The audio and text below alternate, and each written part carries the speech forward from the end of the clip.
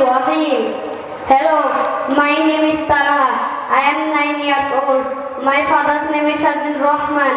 He is a professional man. My mother is very kind.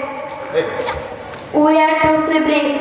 We live in a family. Alhamdulillah, I study in class 3. I have completed reciting the Holy Quran. Alhamdulillah, my madrasa name is Markazul Hikmah Darul Ulum. It is also an orphanage. It is in Shadaganj, Gazipur, Bangladesh. I am a Bangladeshi. My country is very beautiful. Bangladesh has 6 seasons. They are summer, rain, autumn, late autumn, winter and spring.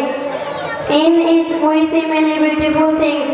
We see rain, fruit, flower and good breezes. Alhamdulillah for all this blessing. I love my madrasa, I love my teachers and my friends. Please pray for me. I want to become a great alim. I want to serve my country. Thank you very much. Assalamu alaikum wa rahmatullah.